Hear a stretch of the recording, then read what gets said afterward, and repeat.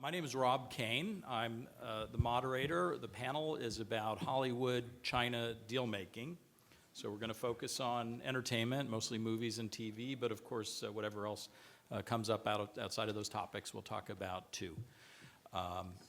Let me introduce myself first, just very quickly. My name is Rob Cain. I'm a producer. I've been doing business in China for 30 years.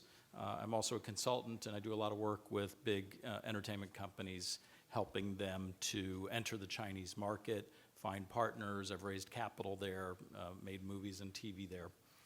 And I also, like Rebecca Fannin, our impresario here, on the side I write for Forbes magazine, and as Rebecca will tell you, I never promote my own writing, and I'm not going to do that here, I promise. And in fact, I want to tell you not to read an article I wrote, please, last week. It's called "Things Are Even Worse Than They Look" for China's Wanda Group chairman Wang Jianlin. And it was published July 18th, 2017 on Forbes.com. That's F-O-R-B. And the reason I don't want you to read it is that he got very upset. He found out about this article. It talks about how he's really in trouble now with the Chinese government. I want us to talk about that on the panel. And somewhere he got this idea that real estate developers can call true articles fake news and threaten the writers. I'm not sure where he got that idea. But anyway, so please don't read that. He'll be very upset. So let me introduce our panelists very quickly. I just want to say just about the group, if you wanted to start a hall of fame for really great executives and entrepreneurs who know the business in China, the entertainment business, you couldn't do better than this group right here. Mark Rafalowski. I'm going to let you guys introduce yourself, but I'll just say briefly, you're with DeClark Productions, has a long experience both in TV, in music, in comic books, has tremendous experience, a lot more than we can, in fact, everybody here, a lot more than we can really get into on the panel. Mika, who until recently was with the big Chinese entertainment LeEco, if you know LETV, LeVision. He's also been doing business in China for 14, 15 years now, going back to, well, I'll let you tell us about it yourself.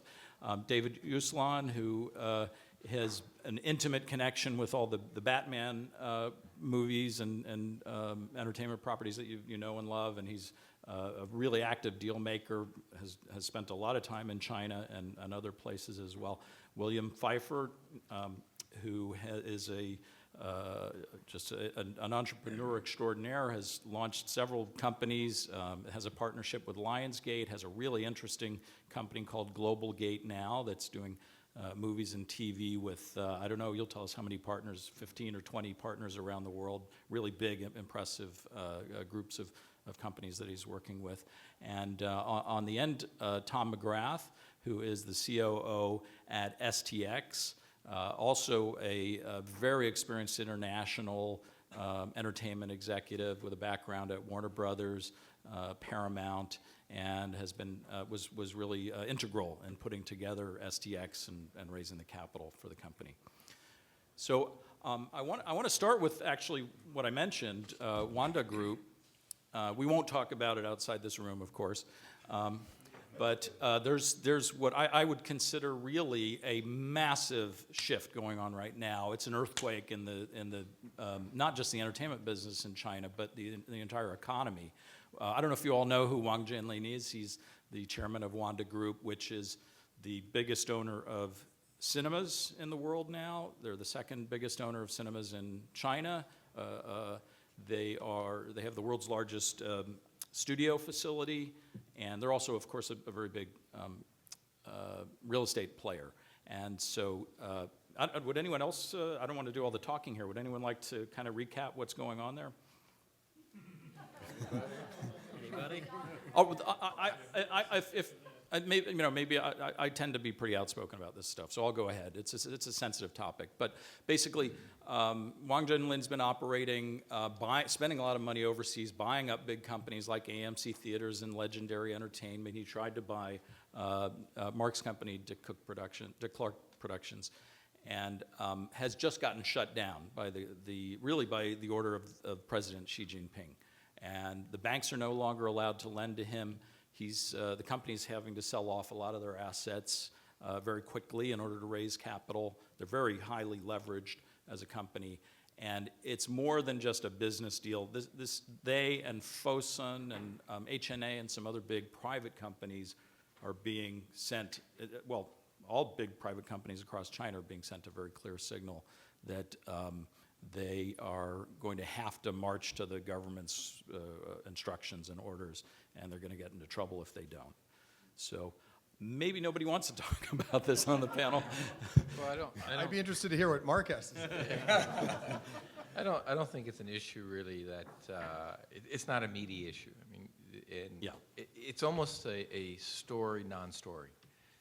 If you looked at what was happening in China over the last 5 years, certainly here in Hollywood, it's the natural progression.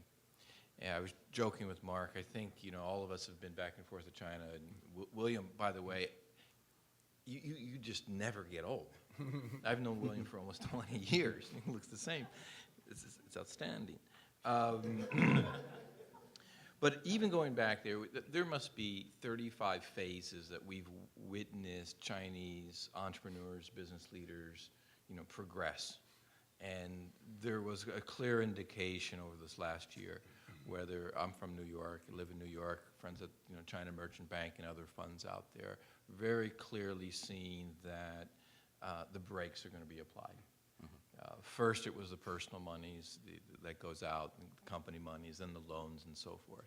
And I think what Mark said in the lobby, I believe it was you, Mark, is very intelligent, is that you got to give credit to the regulators in China putting the brakes on what's actually happening. And so it's sort of as a big story because it is a big story, but it's never been their money. Yeah. And when you don't own the money, and you're buying, someone's going to put on brakes at some point. In this case, it was the government. So, thank you, Eric. And do any of you see that affecting your business or the overall business between Hollywood and China, with the capital flows being curtailed? Obviously, that's one clear way that things are going to change. Yeah, William, please. Yes, I would have thought it is going to definitely impact the relationship between Hollywood and China, in as much as Hollywood was very much looking toward China for investment. And some companies like Tom's STX had successfully secured it. And again, I was involved with a number of transactions with China that worked out before, and that was a good source of investment. I think that's obviously going to slow down. For how long? Who knows? And it has, I think, tarnished perhaps the reputation of some of the Chinese potential investors, that people don't jump up to take their meetings as readily as they did before some of these deals started to fall through. I think that it doesn't really affect us because we're doing local language movies in China with partners who are able to invest in those movies in China with us, and we're bringing capital to them as well. But I can imagine that it would definitely impact the relationship between China and the U.S. The U.S. Studios will obviously have to look toward other sources for investment, at least for the short term. I don't imagine this would be a very long-term holdback, and I'm sure that people are saying after October. It could take longer than that before they start to loosen up again. But I think the message is clear that China will step in if they think an investment would be perhaps not a wise one that might tarnish the reputation of China in general, and perhaps they might step in if they felt that it was just a way for people to get money offshore and the other objectives that people might have might be looked into a lot more closely. And these investigations that are going on into a number of companies, could have pretty serious ramifications for those companies and scare off investors, at least for a while. Yeah, Tom, you were telling me earlier you got your money out before all of this happened, so Yeah, well done. Yeah, when you talk about slowing down the flow of capital, I would question what that flow was to begin with. I think both in Hollywood and to some extent amongst the media community in China, there is a great fondness for announcements. And there have been a lot of announcements. And I don't want to make this sound like it's peculiar to China. It was not that many years ago that there was a similar raft of announcements around the Emirates and all the money they were going to put into the film business. And so I don't know how much money ever was flowing into any of those transactions that made big headlines. Certainly Wanda did buy the companies that they announced they were buying, and but beyond that, these financings that were announced for various producers, I don't know has any money ever transferred. Now, I don't pretend to know the ins and outs of every deal. There was a lot of press, but I don't know as there was a lot of money trading hands. Yep. STX raised equity capital in China. And so the nature of equity capital is that is funded at the closing, and there's no announcement without an exchange of funds. And so this particular contretemps taking place in China, and this announcement of a slowdown in capital flows has no impact on STX. All of the deals that we have been involved in were funded previously at the closing, and that includes half a dozen different Chinese companies and shareholders. Thanks, Tom. In my eagerness to not talk about Wang Jinling and how things are even worse than they look for, no, I got ahead of myself, and I want to give you all a minute or two just to introduce yourselves, talk about your experience, what you're doing now. You're all doing really fascinating things. So please, why don't we start with Mark Rafalowski. I'm EVP. I oversee the international for Dick Clark Productions. Our big shows are the Golden Globes, American Music Awards, New Year's Rockin' Eve, the Billboard Music Awards, Academy of Country Music Awards, So You Think You Can Dance. We just produced the NBA Awards. We're actively involved in a lot of new programming. And when we looked at China, when the new equity company that bought Dick Clark back, the new partners bought it back 4.5 years ago, when we looked at China and saw the amount of money we were getting out of there, which was minuscule by having a third-party distributor, it was very easy to decide to be hands-on and look at the marketplace as a growth opportunity. And we've been, within 1 year, we were 10x over having a third party. And we've been on a gradual growth curve. We were on hold last year because the only place that Wanda wanted to have direct impact and management and oversight, or certainly activity, was with myself in China and how we were dealing with China. That being said, all it did was slow down progress, and it showed also in kind of looking at a deal that was done with the Golden Globes last year, which was a significant deal, but it was kind of a bad deal in the fact that it was too big of a deal. And when it came to us through a third party, I was skeptical, yet how do you turn down a deal? And even when we were looking at the prospect of it, and I was saying this is overvalued for where we are in the growth stage, Wanda thought that we should be getting 10x that deal. And I was going like, if you can get 10x that deal, I'm all for it. But I was saying if they can become that kind of a partner, but it seemed to me that was a misinterpretation of the market by somebody who's in the market and not understanding it. I think we've had an extraordinary growth over 4 years, and we continue to grow. We have great assets. We're developing in market, and we have realistic growth expectations, and we haven't gone away from that at all. We believe that it will continue with the players like Hunan TV and Tencent and companies that are running businesses that actually are operating within the realms of, you know, supply, demand, normal, so to say, pricing. You know, there is a strong business that we think is still at the early stages and will continue to grow. You know, would it have been, it would have been interesting to say the least. I mean, obviously for our private equity partners, it would have been a great payday, but I never looked at Wanda as being an additive, frankly. Oh, well, thanks, Mark. You've got an exciting deal I hope you'll be able to talk about soon. Soon. But yes. Eric? Yeah, by way of introduction, I'm first going to compliment Tom because I think everything he said is absolutely correct earlier. He also probably did one of the smartest deals in Hollywood, and a real one. And by way of introduction, I have a lot of background here in Hollywood. I was the publisher of the Hollywood Reporter for a number of years. I was the global publisher of Variety, based in London. And I don't want to step on anyone's toes, but I could tell you what the deal that Tom created in China, for China, and SDX was probably the one that was the most intelligent I've ever seen. And I say that because as publisher, I worked very closely with our editors. And I was actually called in, I think, 2007 or 2009, un-American for downsizing here in Hollywood and expanding in China and Asia. There was a wonderful blogger back then, if you guys may recall. And so I started going out to Asia and China frequently to establish a beachhead, not just for the publications, but for the Nielsen Entertainment Group.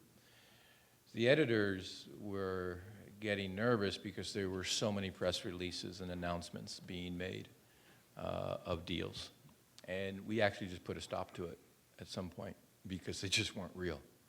And so to that degree, I also don't want to, you know, focus on China. I understand this is about China. But exactly what Tom said, you know, we saw the Emirates do that. And those enough to be, you know, closer to my age would remember when the Japanese came to Hollywood, and when the Jean-Marie Messier from Vivendi Universal, who I had the privilege to work with, you know, it all was more or less the same thing. We go through these cycles that are here.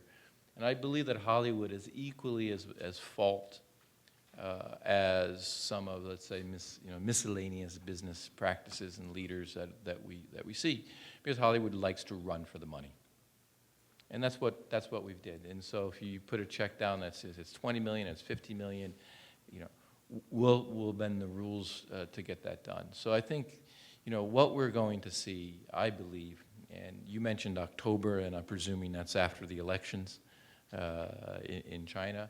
I said to Mark, certainly after the summer, where I believe that we're going to see a whole different approach to a new generation of business leaders. We have to understand, I always remind this, and correct me if I'm wrong in my opinion, China, in my opinion, is 15 years old. Forget the 3,000-year history that you hear about. It's 15 years old. And we're now going to enter into a new phase where it's 20 years old. And a lot of the younger, Western-educated students who are now getting into different positions within China and around the world, we've gone through, you know, a miraculous recession in China that never happened, but it was there. Thanks to government controls, they were able to manage it, but it was a miraculous recession that never happened. So we're seeing still a nation of great opportunity, which is on purpose slowing down. And I think we, as, you know, Westerners, have to understand that. So that, rather than focusing on myself, I thought I would just give my opinions. Yeah, and so forth. that's a really fascinating perspective. I want to come back to it. Let's have David introduce himself. Hey guys, I'm David Uslan.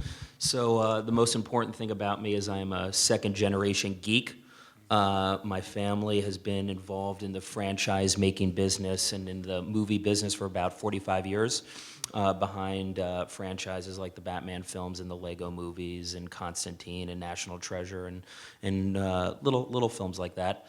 The last 6 years, we have been very focused on Asia. I spend about 50% of my time in China and in South Korea, along with one of our partners. And everything that we do now, has to play into where the biggest fan bases in the world are. And just coming from Comic-Con last week, and then, going to events like China Joy and other big events in Asia, it's very obvious where the biggest fan bases are. And you just have to look at the population growth and everything comes out of that. And so everything that we do nowadays, our co-productions, they have to be able to play in Asia. We are very involved in a lot of the great ancillary arenas right now that support our films and TV shows. So VR and AR is very important to us. Mobile gaming is very important to us. Publishing, both traditional and digital, continue to be very important to us. And I think that in the bigger picture, producing is just one spoke in the wheel. Our family, our company, we are much more brand managers than we are, I think, anything else. And I love the time that I spend over there. I think it is, China is very much still the future of our business.